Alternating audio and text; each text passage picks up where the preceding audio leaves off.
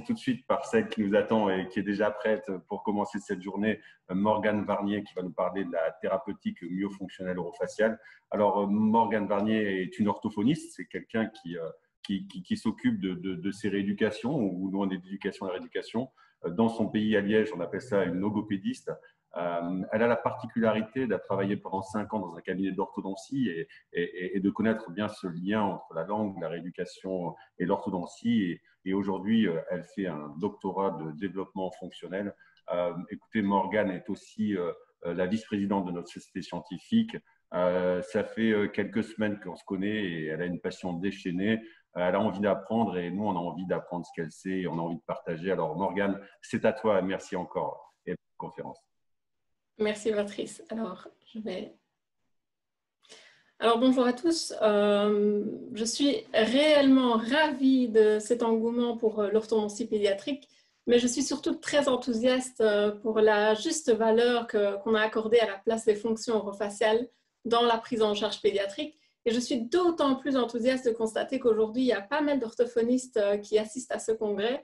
Et je pense que ça nous montre qu'ils et elles sont vraiment désireux de mettre en place un partenariat pluridisciplinaire. Alors très vite, je tiens à préciser qu'il n'y a aucun produit ou matériel qui est vendu en rapport avec cette présentation et que ma thèse doctorale est financée par le FNRS, qui est un organisme national belge et indépendant. Alors, l'influence des fonctions orofaciales dans le contexte orthodontique, elle ne date pas d'hier, loin de là, je n'étais pas du tout encore née à cette époque, mais par contre, les termes qu'on utilise en français pour qualifier cette prise en charge, ils se sont quelque peu éparpillés à travers le temps. Il existe une multitude de termes et qui sont parfois un peu réducteurs, comme par exemple rééducation linguale, qui est vraiment un terme ancré en France, mais vous allez le voir, il est loin d'être représentatif de ce type de prise en charge. Alors, si on veut travailler evidence-based practice, il faut être relativement cohérent entre les termes qui sont employés dans la littérature et ce qu'on emploie en clinique. Si vous tapez par exemple rééducation linguale dans une base de données, vous n'aurez pas du tout accès à toute la littérature disponible, bien loin de là. Alors, le thésaurus qu'on emploie aujourd'hui, c'est myofunctional therapy. C'est un terme qui est apparu en 1918, donc ça date, mais aujourd'hui, on préfère quand même parler de orofacial myofunctional therapy, tout simplement parce que c'est plus spécifique. Et en français, ça se traduit par thérapie myofonctionnelle orofaciale. Retenez bien ce terme, ce serait merveilleux que les spécialistes et les moins spécialistes du domaine puissent être cohérents par rapport à ce terme pour pouvoir améliorer justement ce lien entre recherche et clinique. Et donc, dans cette présentation, moi, je vais employer ce terme. Alors, la fonction la plus importante, la plus vitale, eh bien, c'est la respiration. Elle est censée être nasale et les conséquences d'une respiration dysfonctionnelle, c'est-à-dire une respiration buccale, elles sont multiples. Et c'est la raison pour laquelle la prise en charge pluridisciplinaire est vraiment importante. Mais ce qu'il faut vraiment comprendre, c'est que la respiration, c'est le socle de toutes les autres fonctions orofaciales. Pour pouvoir respirer, l'enfant va devoir modifier la posture de sa langue au repos et ce changement de posture linguale, il va affecter aussi la position de la langue en déglutition. Et c'est ce qui est répandu comme étant la déglutition atypique, qui n'est en réalité pas vraiment atypique puisqu'elle est juste fonctionnelle pour le patient et qui est souvent et même la plupart du temps, un symptôme simplement de la respiration buccale, même si, petite parenthèse, c'est vrai que parfois, on retrouve des déglutitions dysfonctionnelles chez les respirateurs nasaux, mais alors on a plus souvent un contexte d'hypertension et c'est nettement moins fréquent. Enfin, la respiration buccale, elle provoque un moins bon recrutement des masséters et une mastication qui est moins efficiente. Et ce sont cet ensemble de modifications des fonctions que l'on appelle, que l'on qualifie troubles myofonctionnels orofaciaux. Alors, ces troubles ont un impact sur tout le développement de la voie aérienne supérieure, en ce compris un petit espace nasopharyngé, une rétrusion mandibulaire et une inclinaison du plan mandibulaire. Alors, ces changements provoqués par la morphologie de la voie aérienne supérieure vont empêcher à leur tour un retour vers le bon fonctionnement orofacial. Par exemple, un enfant qui aura toujours respiré la bouche ouverte va avoir un petit espace nasopharyngé qui va lui-même l'empêcher plus tard de pouvoir rétablir cette respiration nasale par lui-même. Donc, on est coincé dans ce cercle vicieux. Et les modifications des fonctions orofaciales, d'une part, plus de la morphologie crânio-faciale, ça va être une véritable porte d'entrée pour l'apparition du syndrome de haute résistance des voies aériennes supérieures et, celui qui est plus connu, du syndrome d'apnée-hypopnée obstructive du sommeil. Alors, chez l'enfant, d'une part, et puis chez l'adulte, puisque la littérature nous montre que les caractéristiques céphalométriques des enfants qui sont respirateurs buccaux sont identiques à celles de l'adulte qui souffre d'un syndrome d'apnée obstructive du sommeil. Alors, si on veut vraiment correctement prendre en charge, il faut comprendre l'origine des troubles. Chez l'enfant d'âge scolaire et préscolaire, là on est sur 2 études qui rassemblent à peu près 3500 enfants, on remarque que c'est la rhinite allergique qui est de loin la première cause de la respiration buccale. D'où l'importance réelle d'envoyer chez un allergologue ou chez un ORL pour un test d'allergie et de traiter ces allergies avant toute prise en charge.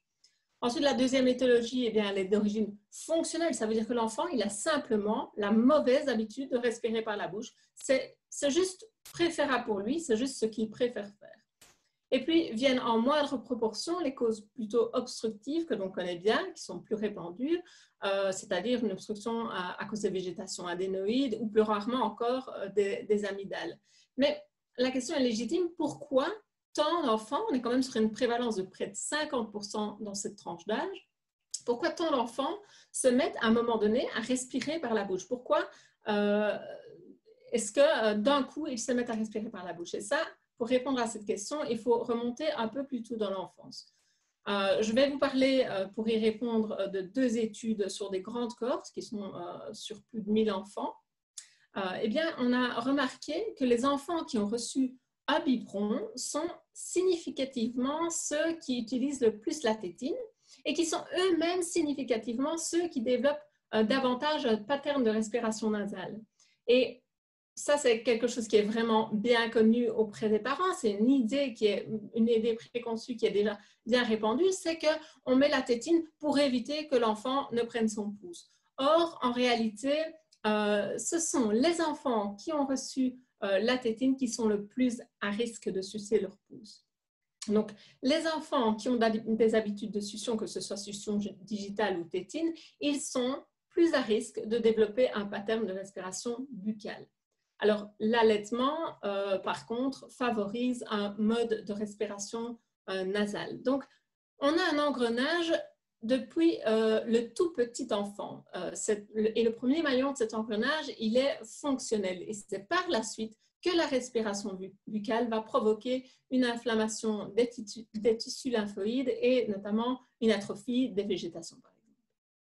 Alors, la deuxième fonction la plus importante, et ça c'est vraiment crucial, c'est la mastication. Alors, on pourrait même dire plus généralement l'alimentation. Le docteur Halim va entrer un petit peu plus en détail dans sa présentation, donc restez avec nous cet après-midi, ce sera vraiment intéressant. Mais il faut vraiment comprendre que c'est crucial, c'est la clé. La clé, c'est vraiment lâcher le biberon le plus tôt possible pour passer aux aliments solides, pour explorer toute l'étendue alimentaire, pour explorer les textures, les odeurs. L'enfant devrait idéalement manger des aliments durs, non transformés et qui contiennent peu de sucre. Et ça, c'est vraiment essentiel pour un développement harmonieux des fonctions orofaciales et du développement crânio-facial. Alors, je suis ravie de pouvoir partager avec vous les tout premiers résultats qui sortent de l'étude que je mène à l'Université de Liège sur le développement myofonctionnel. Donc, on a étudié 67 enfants à 3 ans. On les suit jusqu'à leurs 5 ans, mais ça, c'est la première partie de l'étude. Et en réalité, il ressort que la respiration buccale, les scores à l'anamnèse, sont corrélés au fait d'être un enfant, comme on dit en anglais, picky eater, c'est-à-dire un enfant un peu difficile, qui est sélectif pour manger. Donc, les troubles alimentaires pédiatriques, ce que tous les francophones aiment beaucoup appeler troubles de l'oralité alimentaire, mais qui en 2019 a fait l'objet d'un consensus et qu'on est censé appeler troubles alimentaires et de la déglutition pédiatrique, eh bien, ces troubles sont intrinsèquement liés aux troubles myofonctionnels orofaciaux. Et la bonne nouvelle, c'est que ces 2 types de troubles font partie du champ de compétences des orthophonistes. Alors, les troubles myofonctionnels orofaciaux, ils découlent d'une part de facteurs environnementaux, et ces facteurs environnementaux, ça peut être un choix, une préférence de la part des parents. Par exemple, une mère peut tout à fait choisir d'allaiter ou non son enfant parce qu'elle en a envie ou non. C'est son choix, on doit le respecter. Mais ce qu'on sait moins, c'est que ces facteurs environnementaux, ils sont également influencés par la société.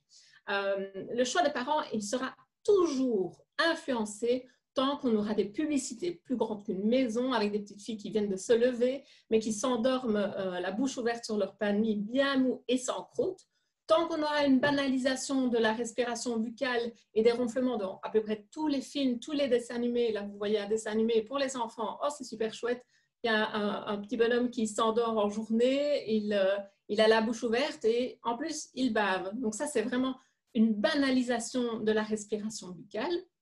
Tant que la société rendra la respiration buccale sexy et sensuelle, tant que ce sera moins cher de pouvoir se payer un fast-food bien mou qu'un repas avec des aliments locaux et de saison à mâcher, tant que la page pour décrire ce que c'est la denture temporaire sur Wikipédia affiche un articulé croisé et que les parents peuvent considérer ça comme tout à fait une référence.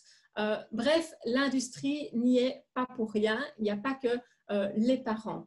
Donc ça va être aussi notre premier objectif de prise en charge, ça va être d'informer le parent. Et c'est un des objectifs que nous avons avec la SFOP, donc ça c'est chouette, on va pouvoir essayer d'informer les parents.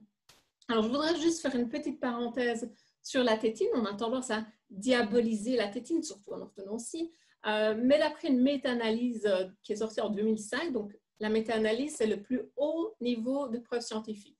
Eh bien, la tétine diminue le risque de mort subite chez les nouveau-nés. Ce n'est pas du tout négligeable, c'est vraiment important. Mais ce que précise aussi cette revue, cette méta-analyse, c'est qu'au-delà d'un an, on est censé ne plus donner la tétine à son enfant. À un an, la denture est prête pour pouvoir mastiquer, elle est prête pour pouvoir fonctionner. Alors, ces facteurs qui sont à la base environnementaux, eh bien, ils peuvent très vite se transformer en des facteurs plutôt comportementaux, c'est-à-dire que l'enfant va dépendre de sa tétine, il va vouloir sa tétine, il va commencer à refuser des nouvelles textures, refuser des aliments durs parce qu'il n'y est pas habitué. Et surtout, ces troubles du comportement, ils peuvent être amplifiés, surtout si on a un trouble du sommeil, évidemment, qui est étroitement lié à la respiration buccale. Alors, outre les facteurs environnementaux, chez certaines personnes, on a des facteurs structurels qui favorisent l'apparition des troubles. Alors, parlons de ces fameux freins restrictifs. Retenez bien ce chiffre. Dans plus d'un cas sur deux, les difficultés d'allaitement sont dues à un frein lingual restrictif. Donc, il y avait une cohorte de 1000 sujets pour cette étude. Il y en avait 350, je pense, qui avaient des difficultés d'allaitement. Et puis, hors de ces 350, il y en avait 170 pour lesquels c'était dû à un frein lingual restrictif. Alors, maintenant, à l'heure actuelle, il existe des protocoles pour le dépistage des nouveau-nés, il existe des protocoles pour les diagnostics qui sont très fiables chez l'enfant. Vous retrouverez toutes les références dans la bibliographie et si vous n'avez pas assez, vous pouvez aussi m'envoyer un email. Mais surtout, il existe des méthodes fonctionnelles pour faire des frénectomies qui vont vraiment libérer les fibres restrictives et pas clop-clop, juste couper et puis finalement, on sera obligé de recommencer la frénectomie. Alors, on n'a plus réellement d'excuses pour passer à côté et on devrait, je pense, prendre exemple sur, par exemple, le Brésil où le dépistage est devenu une loi fédérale. Alors, il existe évidemment d'autres facteurs structurels, d'où la nécessité d'avoir un bilan ORL complet. Alors, qu'est-ce qu'on va pouvoir faire concrètement en thérapie myofonctionnelle orofaciale? Moi, je vous parle de mon point de vue, c'est-à-dire dans le champ des compétences des orthophonistes. Eh bien, notre but, ça va être d'abord de favoriser un développement fonctionnel dès le plus jeune âge, justement pour pouvoir profiter de la plasticité cérébrale et éviter de devoir passer par une phase de rééducation consciente qui peut épuiser les patients. Et ce qu'on veut, c'est améliorer le développement sensorimoteur. Alors, pour être plus précis, le terme somatosensoriel et moteur les termes somatosensoriels et moteurs sont davantage précis. Donc, on va vouloir activer de nouvelles connexions neuronales. Mais la compréhension du pourquoi et du comment, elle est encore très, très peu explorée, autant dans la clinique que dans la littérature. Qu'est-ce qu'on va pouvoir faire dès la naissance? On va pouvoir, comme je vous l'ai dit, comme je vous en ai parlé, on va pouvoir informer le parent, informer par exemple d'un choix d'une meilleure tétine pour le biberon, par exemple. On va pouvoir collaborer avec les consultantes en lactation et avec les ostéopathes pour promouvoir l'allaitement. Et s'il existe un frein lingual restrictif, il est nécessaire d'apporter une prise en charge non seulement après la frénectomie, mais surtout de préparer le nouveau-né avant la frénectomie. On va pouvoir aussi prendre en charge les troubles alimentaires pédiatriques dès le plus jeune âge et on va aider à la diversification alimentaire, aider avec des nouveaux outils pour la diversification alimentaire.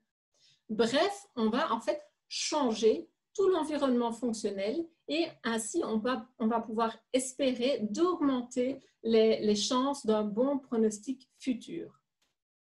Alors pour l'enfant, évidemment, le plus jeune enfant, au départ, on va faire pareil, on va essayer d'améliorer le contexte environnemental, mais vous l'aurez compris, ensuite on va travailler sur la respiration et la mastication. Alors dès que l'enfant est relativement mature, on va pouvoir entamer une prise en charge.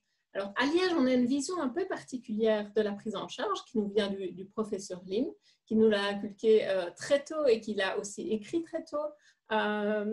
Pour lui et pour la vision que l'on a à Liège, la clé, c'est la proprioception. Qu'est-ce qu'on va faire? On va d'abord apprendre à l'enfant à se moucher, comment on se lave le nez, comment on respire par le nez sans se forcer, calmement. Qu'est-ce que c'est respirer par le nez? Comment on fait pour pouvoir respirer par le nez sans manquer d'air? Tout est basé sur la proprioception, tout est basé sur le ressenti. Ensuite, on va pouvoir établir un mode de mastication harmonieux, bouche fermée, les aliments, avec des aliments durs. Ici, vous voyez une petite fille qui, en fait, elle ne mastique pas avec ses masséters, elle l'écrase juste avec sa langue la nourriture. On va ensuite travailler la proprioception orale. On va faire découvrir à l'enfant toute sa cavité buccale. On va améliorer sa sensibilité.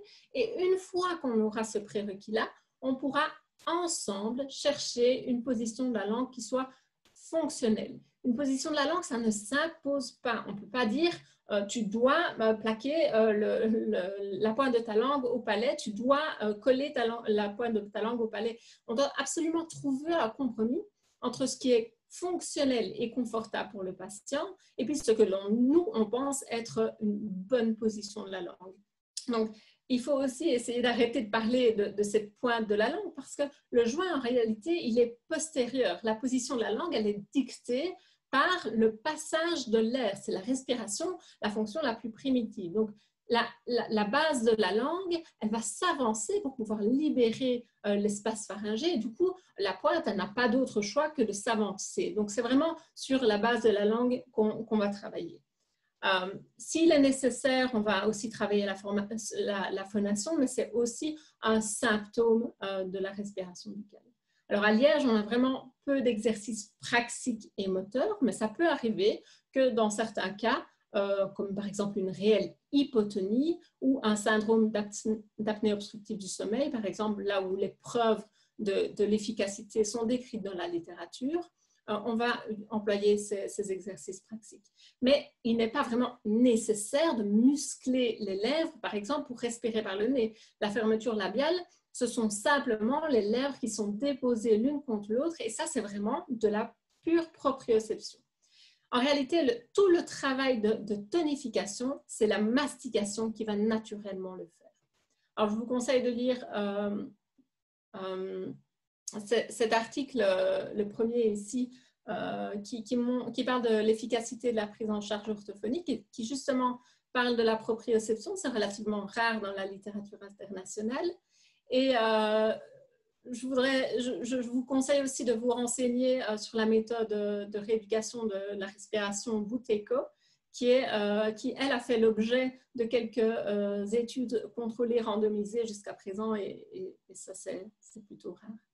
Alors, vers 7 à 9 ans, la croissance est quand même moins favorable. Donc, on va, et pour les cas sévères également, comme les articulés croisés avec les 6 qui sont déjà sortis, ou les classes 3 déjà bien marquées, ou le syndrome d'apnée obstructive du sommeil, on va d'abord laisser le traitement ortho faire de la place. On va d'abord envoyer chez l'ortho. Mais évidemment, on préfère travailler chez l'enfant plus jeune avant que ça n'arrive pour justement pouvoir améliorer les fonctions avant.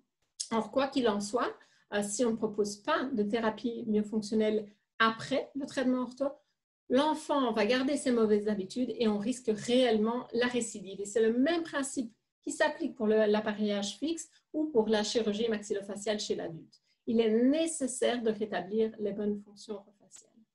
Alors, il est légitime quand même de se poser la question de l'efficacité de la prise en charge.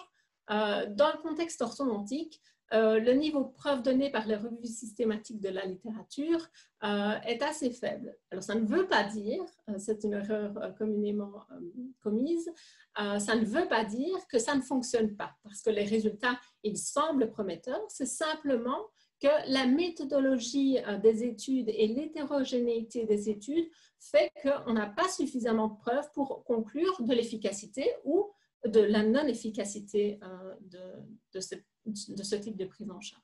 Par contre, dans le contexte du sommeil, chez l'enfant, on a une diminution excellente de l'IAH qui est de 60% rien qu'avec la thérapie myofonctionnelle. Et on a surtout un maintien des résultats après 4 ans comparativement aux enfants qui n'ont pas, eux, suivi de prise en charge, après une adénotonsillectomie et après une expansion maxillaire. Donc, voilà, c'est efficace. En tout cas, pour le sommeil, on en est sûr parce qu'il y a des méta-analyses.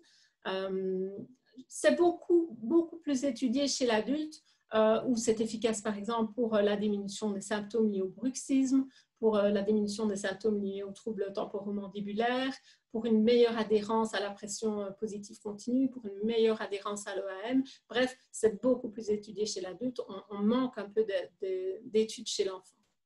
Alors, on utilise aussi évidemment des dispositifs d'éducation fonctionnelle, mais ça, je ne vais pas en parler. Dans un monde idéal, vous voyez cet enfant, enfin, dans un monde idéal, c'est plutôt le pédiatre qui voit cet enfant et se dit « Oh, cet enfant respire par la bouche ». Donc, c'est le pédiatre qui va dépister la respiration buccale ou le dentiste qui voit un articulé croisé. On va pouvoir envoyer cet enfant chez l'ERL pour un bilan complet, c'est-à-dire nasofibroscopie pour voir l'état des tissus, pour voir s'il y a une inflammation, un test d'allergie, un test pour voir s'il y a ou non du reflux. On va l'envoyer chez l'orthophoniste pour la prise en charge des fonctions. Si elle a encore 4 ans, il est encore temps de commencer avant justement une prise en charge ortho. On va l'envoyer chez l'ostéopathe ou le kiné pour les restrictions musculaires ou s'il y a des altérations posturales. On va vérifier son sommeil et on va faire un suivi ortho et l'orthodontiste va pouvoir intervenir si c'est nécessaire après la prise en charge fonctionnelle et on va avoir un suivi des deux, orthodontique et fonctionnel, pour s'assurer qu'on ne perd pas une chance d'un développement harmonieux à tous les points de vue. Alors, notre but, ce n'est pas du tout de pouvoir changer, pouvoir effectuer des changements dentaires. Notre but, c'est de changer les fonctions, mais parfois, on a de bonnes surprises. Simplement, en harmonisant le contexte fonctionnel, eh bien, les malocclusions se résolvent d'elles-mêmes. Alors, ça facilite le traitement ortho et surtout, ça pérennise les résultats ortho. On n'a aucune intention de pallier à l'orthodontie, ça, c'est vraiment pas notre rôle. Voilà, j'ai terminé. Je vous remercie pour votre attention et n'hésitez pas si vous avez des questions. J'ai vu qu'il y avait quand même quelques questions qui s'étaient… Eh ben, merci beaucoup, Morgane Varnier, pour cette passionnante conférence. Il y a effectivement eu de nombreuses questions qui ont été posées. J'en profite pour dire que toutes les questions sont sur l'outil Q&R que vous voyez en bas de votre écran et vous pouvez voter pour les meilleures questions, celles que vous voulez voir posées à l'issue de toutes les conférences.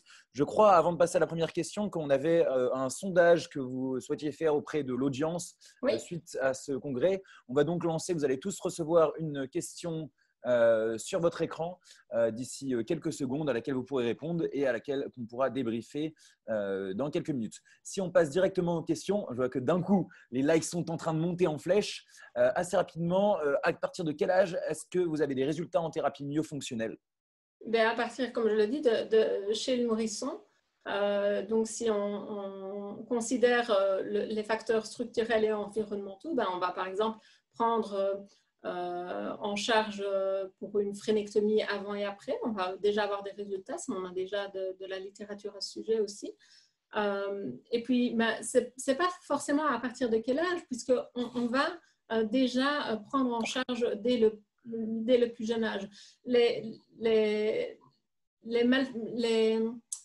Les fonctions, en tout cas la visibilité qu'on a des fonctions, elle dépend de l'âge évidemment. Les altérations ne vont pas être les mêmes chez le nourrisson qu'à 4 ans, qu'à 7 ans. Et nous, on a l'habitude, en tout cas en France encore plus, on a vraiment l'habitude de voir que ces facteurs à partir de 8 ans. On ne voit que les facteurs qui sont l'habillance, les facteurs qui sont en fait cliniques et visuels, alors que ces facteurs de risque, ils sont présents aussi dès le plus jeune âge et on peut déjà changer le contexte environnemental dès le plus jeune âge. Alors, 2 questions en un qui sont les 2 questions qui ont récolté le plus de votes pour le moment, avec plus de 20 likes sur chacune. Déjà, est-ce que tu pourrais redonner le nom de la méthode de rééducation de la ventilation? Et ensuite, quels sont les nouveaux outils que vous utilisez pour aider à la diversification alimentaire avant que l'on débriefe le sondage tous ensemble? Alors, je vais écrire la méthode sur la conversation. Donc, c'est la méthode Buteyko. Elle nécessite une formation de 4 jours. Moi, j'ai été me former aux États-Unis avec Patrick McCune. Mais je ne fais pas de placement de produit, je vous dis, je n'ai aucun intérêt à ça, mais c'est une des seules méthodes de rééducation qui a effectivement essayé de montrer un effet positif par des études contrôlées randomisées. Et donc, quels sont les nouveaux outils que vous utilisez pour la diversification alimentaire? Alors, nouveau ou non, moi, je n'emploie... Voilà, moi, je n'ai pas envie de dire j'utilise tel outil ou tel autre. C'est vraiment pas...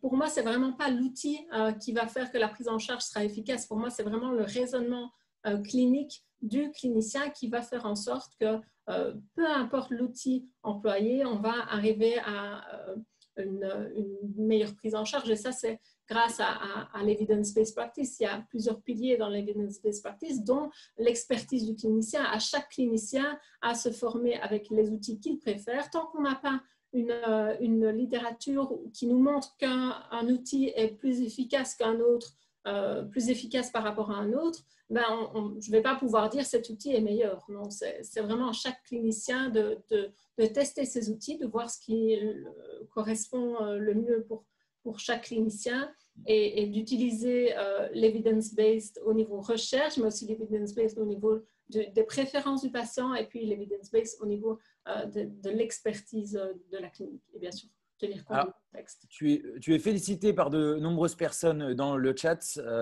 Floriane, qui doit te connaître, merci pour ton intervention. Morgane, peux-tu développer le lien allaitement-respiration nasale, ce qui rebondit d'ailleurs sur des questions qui a reçu le plus de votes. L'allaitement a-t-il aussi une incidence sur la mort subite du nourrisson? Et peut-être qu'avant de répondre à cette question, tu peux remettre, comme le demande Cécile Herman, la diapo avec ta biblio afin de pouvoir laisser les références de tout le monde. Alors, oui, ma biblio, elle est... Il y a plus qu'une page. Il y a bien plus qu'une page. Est-ce que vous la voyez? Oui, c'est bon. Il y a bien plus qu'une page. Attendez, j'essaye de voir...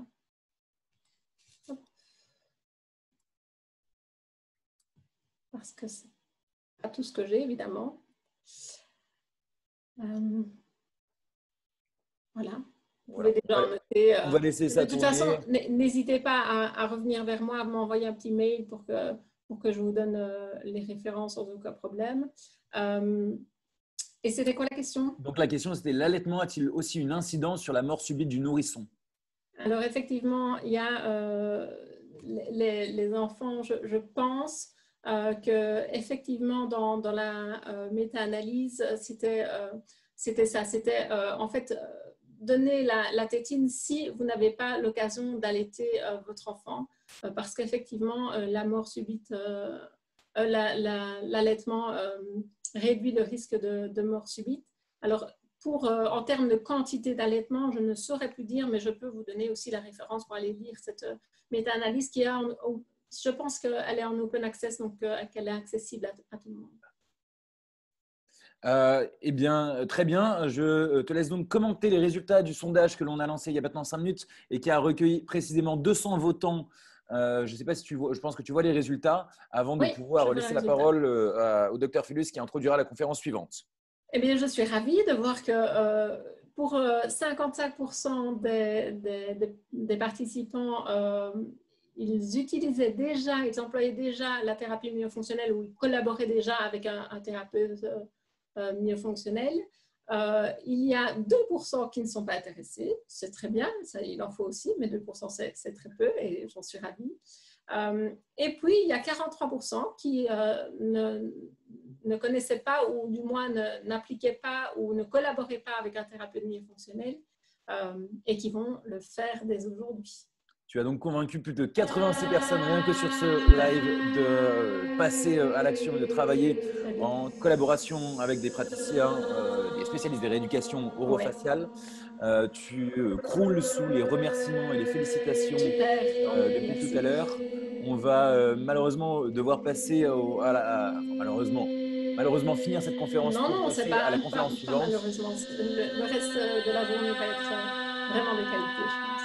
Et je vais donc laisser la parole au Dr Fellus qui va introduire le conférencier suivant. Avant d'introduire le conférencier suivant, je voudrais quand même féliciter Morgane parce que c'est une conférence remarquable. On sent que c'est un travail qui est sérieux et surtout qui est compréhensible par tout le monde. Quand elle parle, je comprends ce qu'elle veut dire. Quand on essaye de m'expliquer que le mouvement de la grande aile du sménoïde est super important et tout, il y a des moments où j'arrive pas à comprendre. Donc, merci pour la simplicité de cet exposé, de l'interaction que vous lancez avec les ostéopathes et surtout avec la conférence que Emmanuel Tellier va nous faire tout à l'heure sur l'importance de la proprioception.